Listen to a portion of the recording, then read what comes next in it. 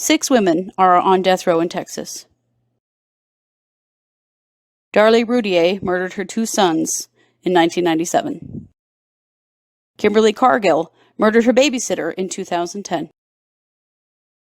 Melissa Lucio murdered her 2-year-old daughter in 2007. Linda Carty murdered her 20-year-old neighbor to steal her baby in 2001. Brittany Holberg murdered an 80-year-old man and robbed him. And Erica Sheppard murdered and robbed a woman with the assistance of another man.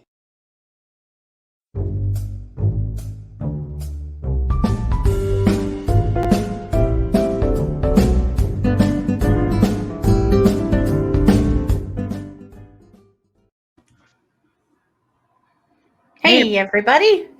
Take it away. True Crime Paranormal with the Psychic Sisters. Sorry, I had a little moment and then I realized, no, I'm in charge. What am I doing? I wasn't sure, so I jumped in.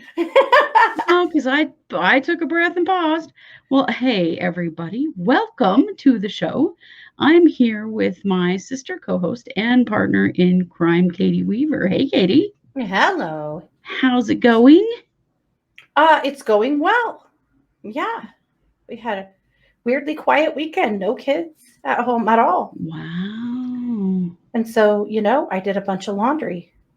Because that's exciting. how cool I am. Yeah. Super exciting.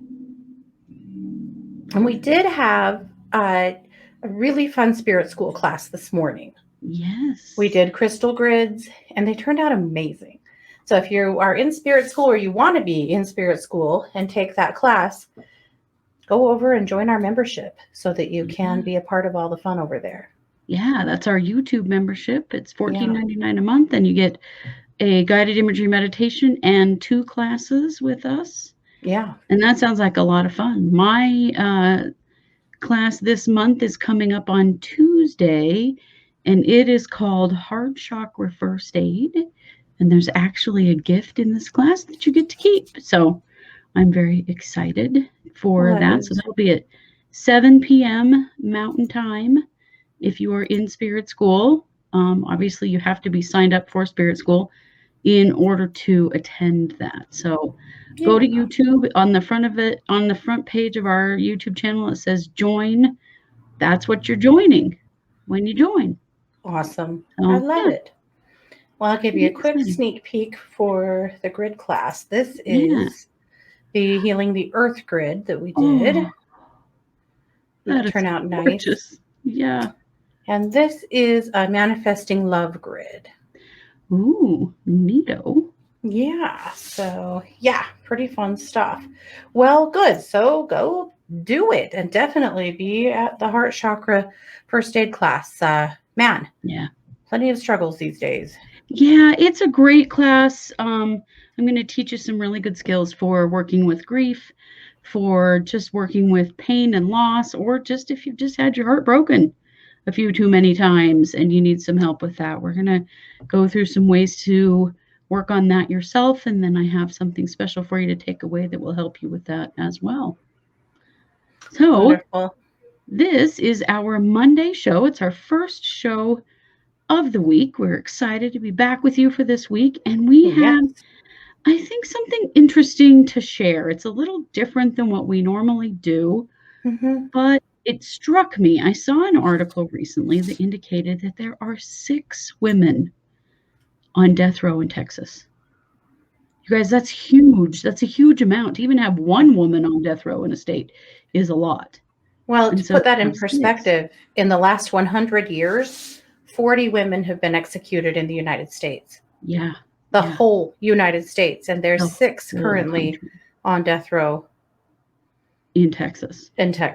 Yep. And we know Texas, Texas always has, what are there, 561 people on death row right now in Texas? So obviously the rest of those are men.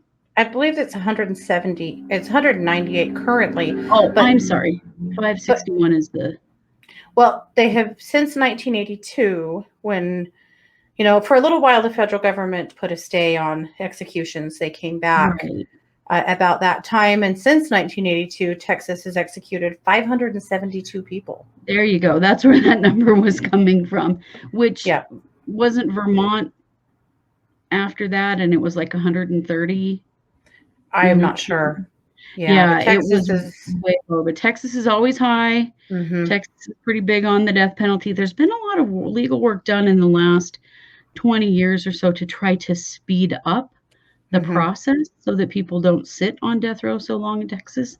Yeah. I don't think it's working on these women, though, because one of the strange things about all of them is that their crimes were in the late 90s through the early 2000s.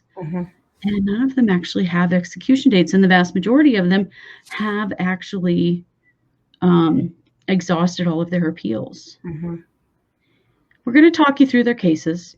Yeah. And, we'll let you decide. Yeah. We've talked on the show here before about death row and, or about the death penalty. And, everybody's got their thoughts and opinions on it. As do we, and it's something I kind of go back and forth on, depending on what happened.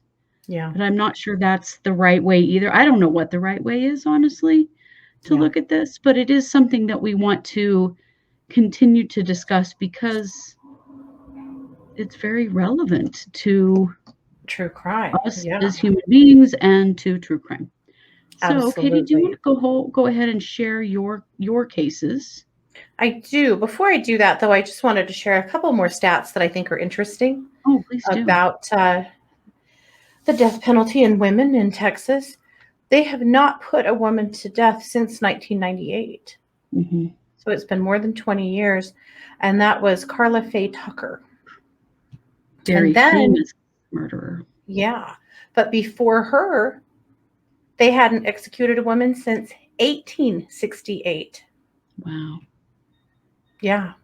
So even Texas, not a big fan. No, but all of a sudden, all of a sudden we have all these cases. They're all fairly close together as far as within about a 10-year period, aren't they? Or maybe even less I think so. The average amount of time that they've been on death row between the 6 of them is 19 years. Yeah. So let's start with Kimberly Cargill. So the date of her offense was 2010. She was an office clerk. She had an open case against her with Child Protective Services. And she had a babysitter for her son that her name was Cherry Walker. She was 39, but she was mentally challenged and didn't really act 39, Yeah. Well, Cherry got subpoenaed to testify against her employer in the child protection case. And she was really scared and she was really upset. So Kimberly told her that she could help her hide so that she wouldn't have to testify. So they don't actually know for sure what the mechanism of death was. What she did do was push her out of a car and douse her with lighter fluid and set her on fire. Oh my God. But they believe that what she says happened, and this is her defense, is that it wasn't a planned thing. She just freaked out because she says that she had a seizure in the car. So Kimberly says that Cherry had a seizure in the car and stopped breathing and died. And she didn't know what to do, and she was already in trouble. So she just pushed her out of the car and lit her on fire, as you do. As you do. Wow. Yeah. Pretty hard to defend that choice right there. Well, yeah, and she has been unable. An interesting thing is that two of Kimberly's sons and multiple family members testified against her that she was very violent and she was known to do frightening things, and she was known to hit, kick, punch, and choke family members and people that she did not agree with. And so nobody was surprised in her family by this. They pretty much all went, that tracks. Yeah. And so she was found guilty. Let's see. Yeah. So she was found guilty. And then, of course, and there were no co-defendants in this case. It was just her. And yep, she was found guilty and sentenced to death. And of course, this happened in 2010. I think she wasn't sentenced until about 2012. But yeah, it was on June 1st, 2012. Mm-hmm. And so, yeah, that's her. That's what happened. But that's a really tough one. Well, and I think you have to look at this and you go, was this woman a psychopath? Right. And it seems as though, yes, in this case, we're looking at a true psychopath. Right. Who certainly did commit first-degree murder. Yeah. And, I mean, I guess we have to, I don't know, that's a hard thing. We always have to look at, is this somebody that really deserves first-degree murder, that deserves a death penalty case? Right. This one tracks to me as a yes. It does to me too. Especially because people came out of the woodwork to say, oh, yeah. That's who she is. That's kind of stuff she does. She's mean. Yeah. Mm-hmm. Yep. She also was not sorry. At all. Not at all. No, and that, holy crap, I mean, not only did she kill that poor woman, but look at the manner of death. I mean, they don't know if getting thrown out of the car killed her or if lighting her on fire killed her, but either way, it's horrible. Yeah. Because we have only Kimberly's word that she just had a seizure and died. Yeah. I mean, what are the odds? Right. Well, if someone's having a seizure and dying, what do? Well, you're already in the car. Yeah. You help them. Yeah. Why would you not be heading straight to the nearest emergency and calling 911? Right. Like, her intent was to kill her all along. Oh, I think so. I think that she knew that she couldn't trust what she would say in court because she was disabled and maybe wasn't really a very good liar, Yeah. So there's that. Okay. So do you want me to do all three of mine? Or do you want to go ahead and do your three and then I'll do my three. Okay. So let's talk about Linda Carty. Yeah. Linda Carty was a school teacher. She was actually born on an island that was a province or a territory, of England. Mm-hmm. And the Federation of St. Christopher and Nevis. Okay. Or St. Kitts and Nevis. Oh, St. Kitts. Okay. Yep. And then ended up in the U.S. at some point. So she was actually a Kitts and U.S. citizen. So things weren't going well in her life. And her husband had told her that he wanted a divorce. And she told him she was pregnant. And she started telling a bunch of people that she was pregnant and that the baby was due in a matter of days. And it didn't track because she didn't look pregnant at all. And she hadn't said a word to anyone about being pregnant. And now suddenly, not only is she pregnant, but she's nearly due. Now, something you have to know about Carty is that in 1992, she was convicted of auto theft and impersonation of an FBI agent. Oh, boy. So they actually sentenced her to 10 years probation if she would work as a drug informant. Oh, man. That never goes well. No, it does not. So while working as an informant, she did give information that led to 2 arrests. But then she was arrested on drug charges, legit ones. And so her services came to an end. So she did media interviews that claimed that she was recruited by the Houston Police Department after that, and that she did work for the DEA that resulted in thousands and thousands and thousands of dollars worth of narcotics being taken off the street. and the imprisonment of scores of dealers, and that basically she had a price on her own head. She had me till it was thousands and thousands and thousands and thousands and scores, because no, that's not ever the case. Yeah.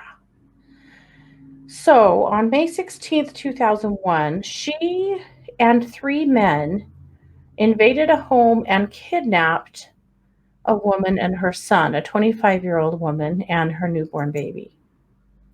So the co-defendants are Chris Robinson, Gerald Anderson, and Carlos Williams. Well, in the course of this kidnapping, the victim, the mom, died of suffocation. But the baby was found unharmed. The hard part with this case is that Linda Carty was sentenced to death, and none of the other 3 men that were involved in this were sentenced to death. Just her. Yeah. Which is really strange. But again, she told lots of people that she was just about to have a baby. And there's a lot of intent there.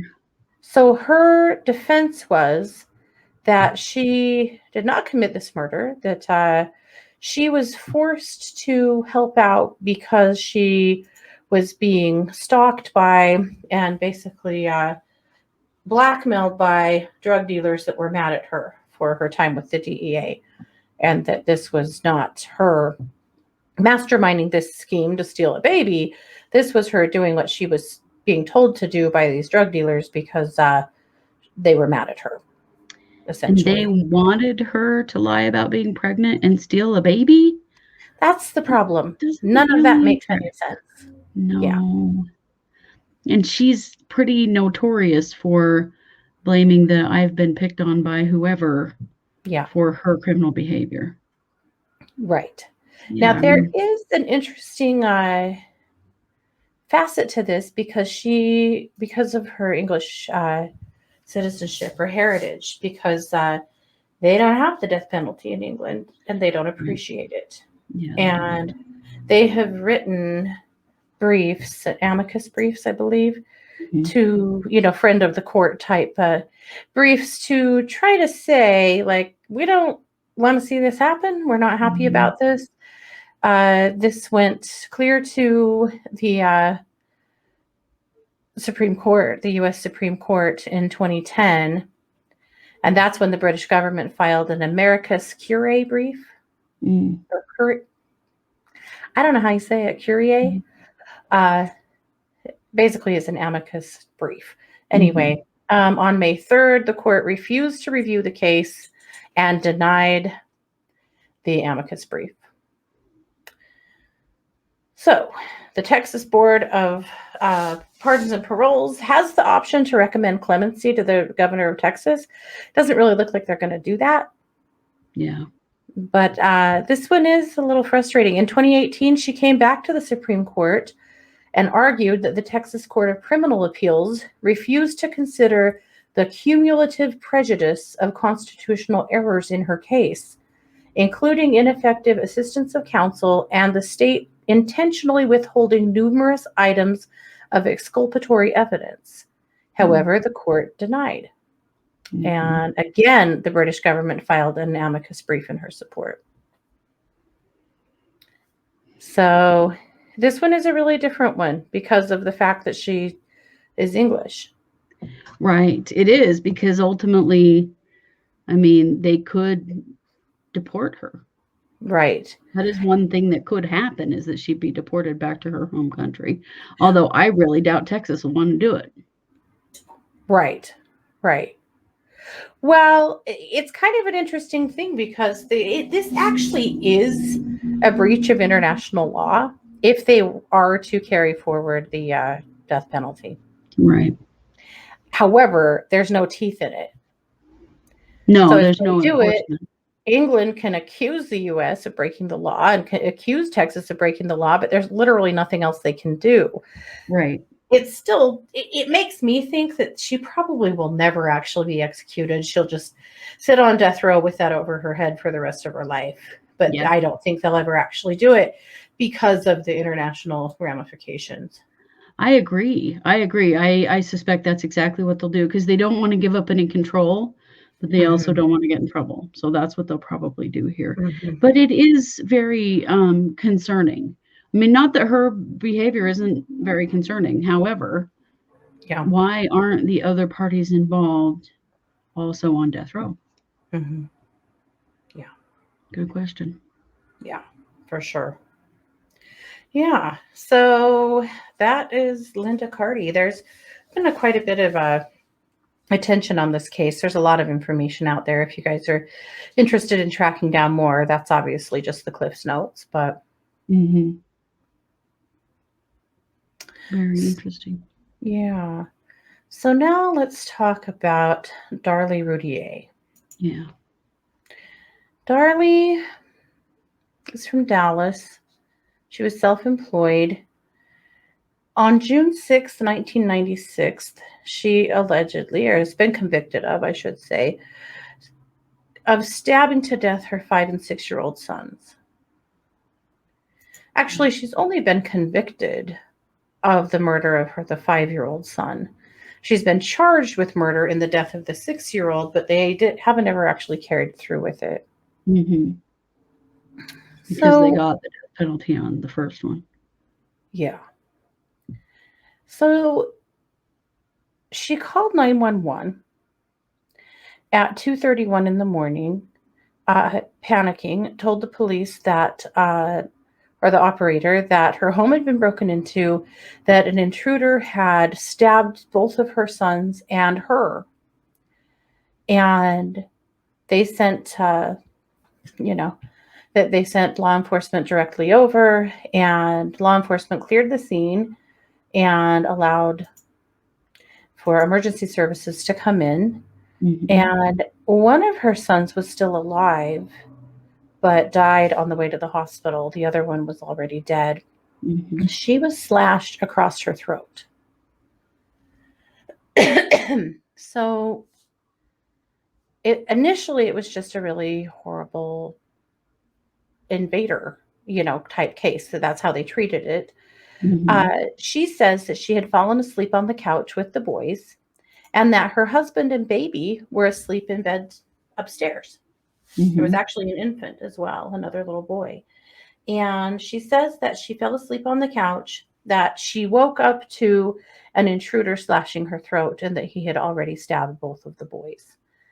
She says that she chased him towards the back door, and that he dropped the knife and she picked it up in her pursuit of him. So, and yes, her prints were all over the knife. Right. And so that was the story. She was sliced across her throat like 2 millimeters away from cutting a main artery. They were superficial injuries. She was out of the hospital like right away, versus the kids who were, stabbed like multiple times. So a few days later, it was actually the birthday of one of the boys. And she and family members celebrated his birthday at the cemetery. And there was a video that made the news of her smiling and laughing and spraying silly string on the graves, singing happy birthday. And the public went crazy, believing that that was her not caring and not being sad and not being sad enough. Family members pointed out that there was a video earlier of a very somber, tear-filled ceremony for the birthday that the news didn't show. But of course, they just showed her celebrating at her dead son's grave just a few days after he died, like 12 days after he died. Just total assumption. Right. What she had said, that he was super, super excited about his birthday. And she just wanted him to get to have the birthday party that he was supposed to get to have. I mean, there's nothing about that that's weird to me, I have to say. No, I mean, she was trying to give him something that she, couldn't really give him in person. I don't understand the freak out over it either. Yeah. Especially when the family is like, whoa, you're taking this way out of context. Yeah. Here's everything that happened. I don't know, that I find that really scary that something like that could become the thing that condemns someone, Yeah, because we don't know what happened before that. for sure. Yeah. Well, so after that, of course, they actually do arrest her and charge her for 2 murders and start trying her for 1. Mhm. The motive, according to the prosecutor, was that the family was having some financial difficulties. They painted her as a real prima donna that was spoiled and had whatever she wanted and lived above their means, and that they had a lot of credit card debt, and that she thought that their way of living was, nigh to expire. And so she killed the 2 boys because somehow they would benefit from that. And there was a life insurance policy for the boys that totaled $10,000. Which, if Ugh. you've ever buried someone, $10,000 is not going to bury 2 people, not even Mm. close. No, Uh, it's not. and the other curious thing about that is that the man that lay sleeping upstairs in bed, her husband, had an $800,000 life insurance policy. And So so why that just doesn't none of that tracks. why would she just kill the boys? But that was basically it. She made a big mistake and went on the witness stand. Her attorneys didn't want her to. She insisted on it because she wanted to say, I'm innocent. I didn't kill my children. I would never do this. And the cross-examination was really, really harsh, and she did not do well. Mm. She really, really fell apart. Mhm. They had really conflicting testimony from experts about the slash across her neck. That they did have a doctor that said it would be absolutely impossible to do that to yourself, and another doctor that said yes, you could, and then some forensic experts that said that the blood spatter in the home matched up with her doing the stabbing and then cutting herself. But blood splatter doesn't tell you who committed the crime. It tells you No. how they committed the crime. So they had found a window in the garage that the screen was cut out of. Mhm. And they decided that the bad guy must have gone through it. Then they decided he couldn't have gone through it because there was dust on the windowsill that hadn't been disturbed. They actually did find one fingerprint on that windowsill that they couldn't match to anybody in the family. Mm. But there was no blood outside.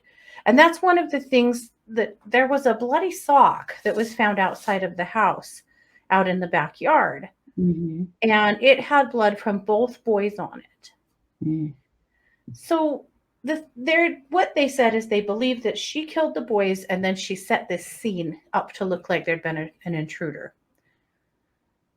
One of the problems with that was the timing, because the medical examiner said that Damon could not have survived more than 8 minutes after receiving his injuries.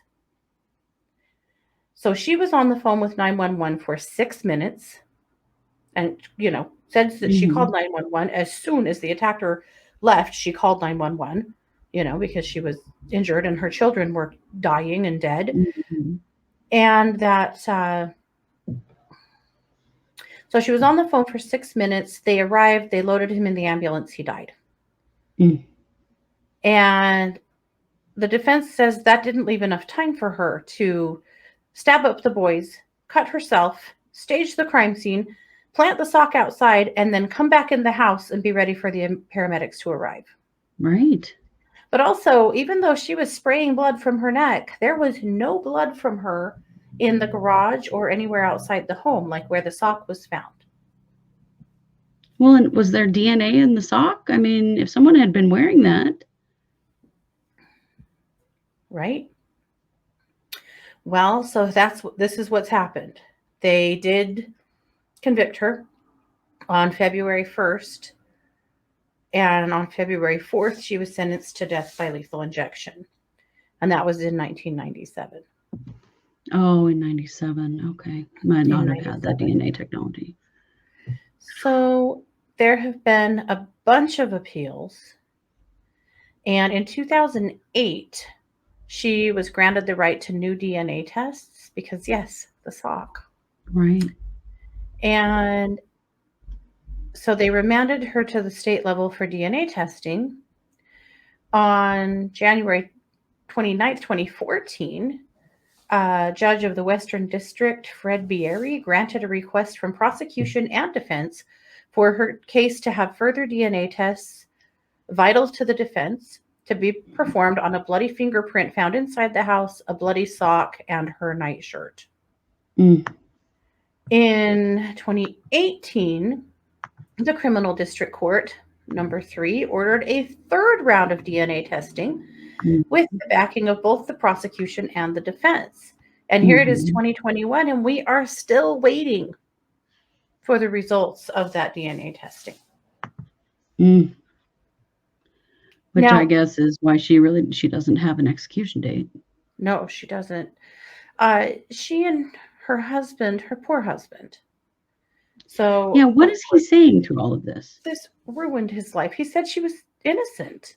Yeah. Absolutely believes that she's innocent. He has supported her every step of the way. But in June 2011, he finally filed for divorce.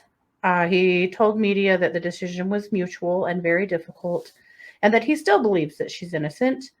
Yeah. But that they needed to divorce to end the limbo since her arrest and conviction so that he could essentially move on with his life. Yeah. Yeah.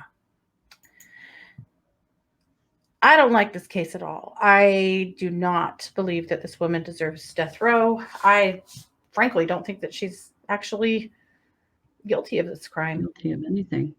I feel like they were so quick to blame her that they didn't, look in the right direction. Now, this case has had a ton of attention. There are multiple books written about it. Precious Angels, the true story of 2 slain children and a mother convicted, by Barbara Davis. She wrote her whole book slanted towards Routier's guilt. And after she wrote the book and published it, she changed her mind. And now she supports Routier and donates all of the income from the book to her family for her defense. Yeah, the book's still out there? I don't know. I guess. In 2015, another book, Dateline Purgatory, examining the case that sentenced Darlie Routier to death, is yet another one. And then in 2017, a book called Bloodstained Justice, the Darlie Routier story. And in 2018, a book called Darlie Routier, Deaths of Damon and Devon. And this is a forensic writing that profiles her and the boys and all of it. TLC did a documentary. Unsolved Mysteries has done a documentary. CBS News has done it. Investigation Discovery has done it. American Broadcasting, ABC, has done. They have a documentary series called The Last Defense that they took a look at it in 2018. So if you're interested in diving deeper into this case, because of course, again, that was the Cliff's Notes, do and make your own decision. Don't, you don't have to swing the same way that we do, but I hate this one. I do too. It just feels wrong to me on every level. And it feels to me like it was an easy solution by the police at the time. And I mean, really, where's their evidence? There isn't any. No. And it's just subjective when it comes to it's just one expert's word against another, one saying she couldn't have possibly done it to herself and another one saying yes she could. That's pretty much where it boiled down to. And the birthday party. Yeah. But until you have had 2 children murdered, don't even think that you have any idea how you would grieve, No. And even then, everybody grieves differently. That meant nothing in the grand scheme of things. Oh, it's awful. Awful. No one that knew her believed that she would be capable of something like this. No one. Yeah, no. And yet here she still sits on death row. That's just... Yikes. Okay. Well, it's my turn. It is. So So let's talk about Brittany Holberg. So on November 13th, 1996, Brittany Holberg robbed and murdered an elderly man named A.B. Towery Sr. This was in Amarillo. On the day of the murder, she had been coming down from a 10-day drug binge, and she was out of money, and she wrecked a friend's car in downtown Amarillo. Mm-hmm. She fled the scene and took a cab to the Princess Apartments, where one of her drug dealers lived, because I guess that's where you go when you've wrecked your friend's car. She was trying to convince him to front her some drugs. But he wasn't home, and then she couldn't even pay the cab driver. Yeah. So it was then that she saw A.B. Towery. He was crossing the courtyard on his way home from grocery shopping. She asked if she could use his phone, and he said okay and let her into the building, which basically let her ditch the cab driver. Yep. Once she got in his house, she tried to steal his prescription drugs. Apparently, he resisted her, which made her very angry. And she launched into a fatal attack. She hit him with a hammer and stabbed him 58 times with weapons that she apparently just found around the house. They were things like a paring knife, a butcher knife, a grapefruit knife, and a fork. Yeah, a barbecue fork. Yeah. And apparently a lamp pole was shoved more than 5 inches down his throat. Yeah. She went crazy on this guy. Yeah. So after the murder, she changed out of her clothes and used his shower to get cleaned up. She then took $1,400 of cash from his body and left his wallet empty on his chest. And after she left him there, she bought more drugs and she headed to Memphis, Tennessee.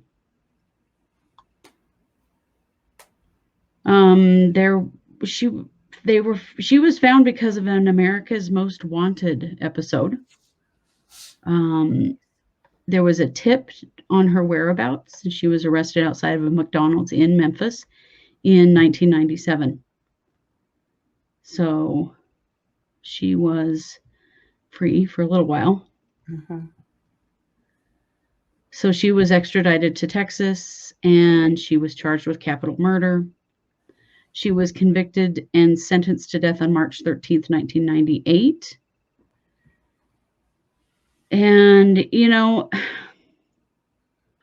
of course, she had a troubled life. She's got one of those stories that some women have, you know. Oh, yeah. She worked as a sex worker. She'd had problems with drugs. She experienced abuse in her upbringing. She had a baby when she was really young.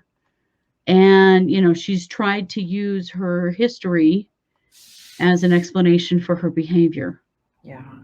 But I gotta tell you. What?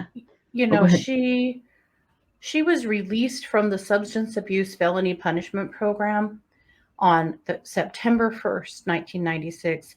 She committed this crime on November 13th, 1996. Right. Like, she had barely been off probation and out of drug court, and was immediately back to using. Yeah, she was definitely not trying to change her life. No. You know, I would say that she is, in fact, a psychopath. Yeah. I mean, how can you use your history of abuse and trauma to justify murdering an old guy, stabbing him 58 times and shoving a lamp down his throat? I'm sorry. No. That doesn't sound like a traumatized person to me. No. That sounds like a person who feels entitled. 100%. That's what psychopaths do. Mm-hmm. So she's an interesting one, but I honestly feel like she's in the right place. She, of course, has had some appeals herself. Her conviction has been upheld, and she does not currently have an execution date. No. But she's been in prison for a very long time. Yeah. Okay. She sure has. Let's talk about Melissa Lucio. Yeah. So, Melissa Lucio was charged with the murder of her 2-year-old daughter. This happened on February 17th of 2007.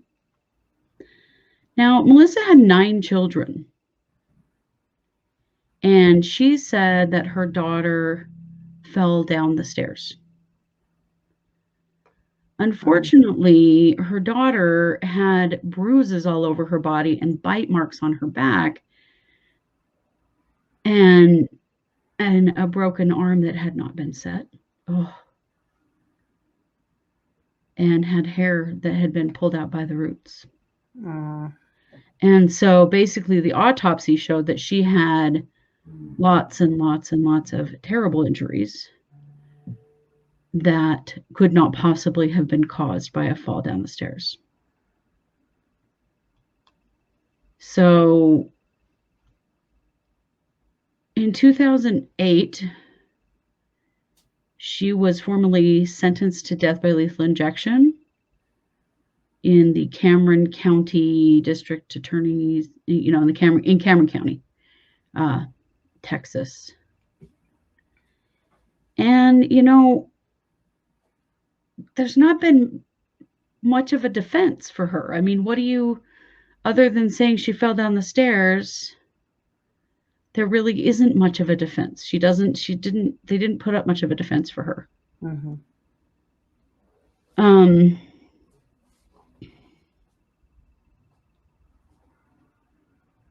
So, obviously she'd been beating this child and beating her for a long time.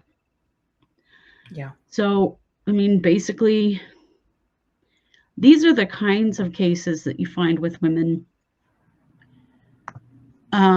who often are a psychopath, because women generally don't go out and rape and murder strangers.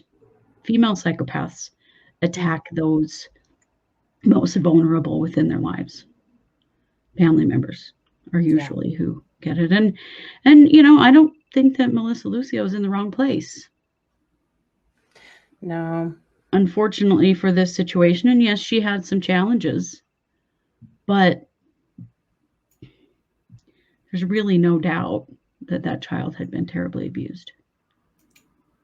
Yes, definitely. I struggle with the fact that this was a domestic violence home. It was. And she was one of those women in DV that tend to take blame for everything. That's true. And cover for everybody. And there's some things about this case that are really troubling, because she, just recently in 1999, a 3-judge panel actually granted her a new trial. In 99? Yeah. No, I'm sorry.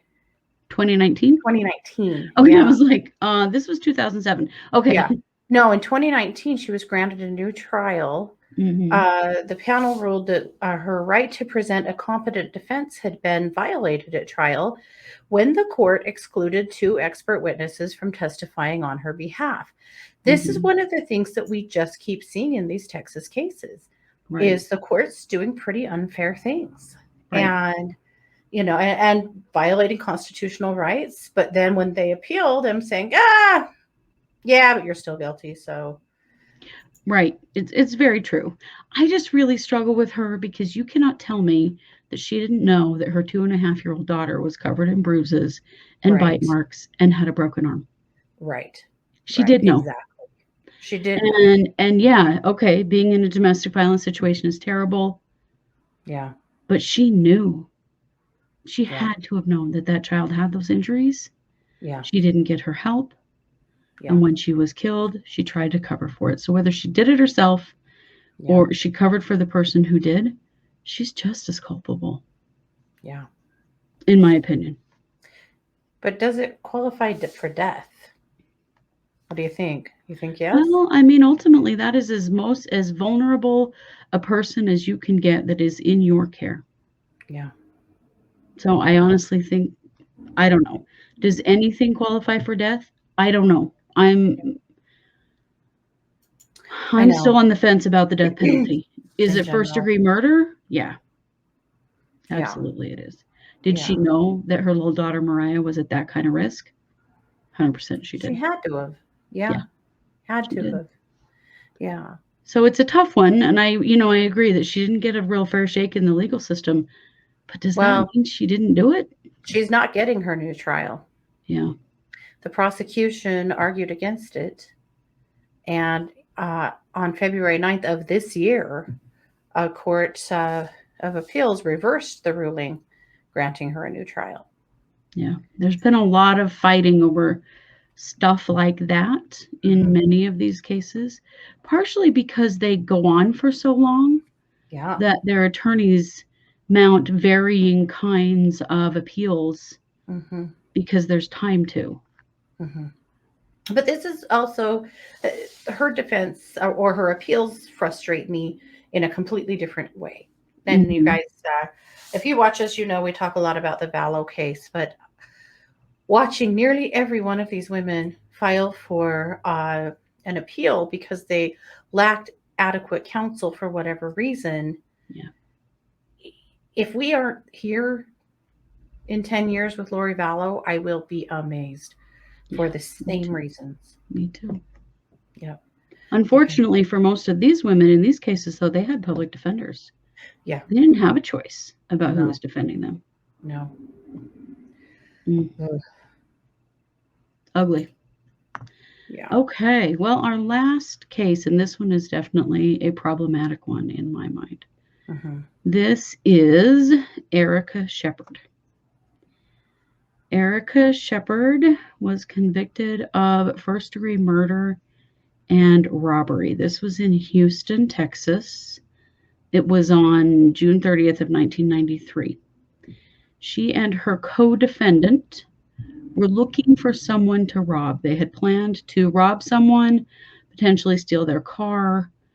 They had been talking with friends the night before about how they needed some money, they needed a car, so they were going to rob somebody, and that they didn't care if they had to kill somebody. So unfortunately, they saw Marilyn Meager. She was like carrying things in from her car, had left the back of her car open and her apartment door open. They snuck into her apartment while she was out at her car and tackled her when she came into her apartment.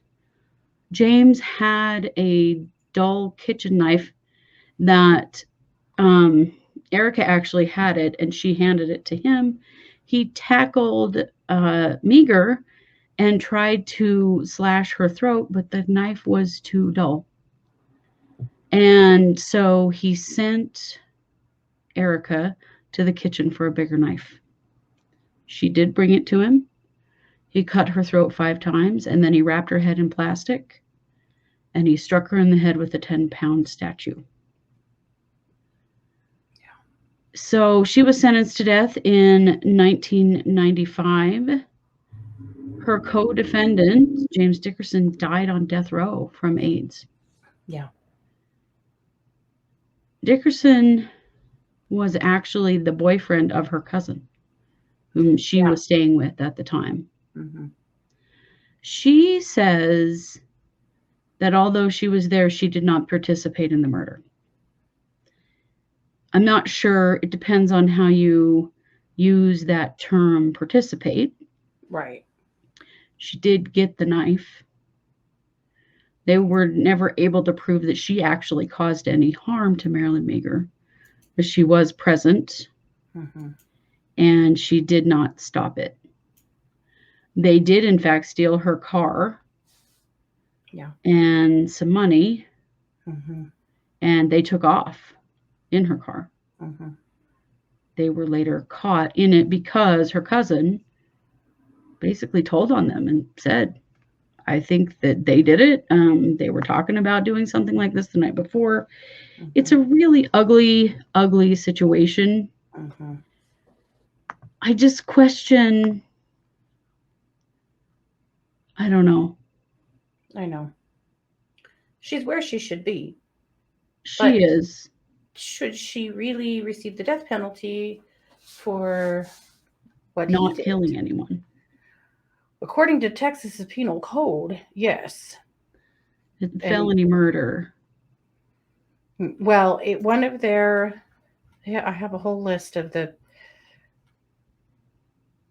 qualifications you must meet to be committed to death. Mm-hmm. And one of them is being in the presence of a murder happening. Right. Right. Yeah. And she absolutely was. Yeah. She's had a lot of appeals because her defense basically just they didn't help her at all. Yeah. She was visited by the Reverend Jesse Jackson. Wow. In prison. She was scheduled to die at one point. She got a new attorney she didn't like and didn't agree with and decided she wasn't going to go forward with her appeals anymore. And she asked for an execution date. She said, I just want to get this over with. Yeah. And her execution was scheduled for April 20th of 1998. And Jesse Jackson visited her not long before that. Amnesty International got involved and got her a different attorney and kind of got things rolling again. And so because of that, she agreed to continue to work on her appeals. And so then they did cancel, I guess is the word, I don't know, her execution. And they applied for it's a writ of habeas corpus, which is basically just throwing yourself on the mercy of the court for, like, please just take the death penalty away. That's been the last action by her attorneys. There is still no execution date set for her, which is interesting considering she was initially going to be executed in 1998. Right. I mean, it's been a while, 23 years. Yeah. So I don't know.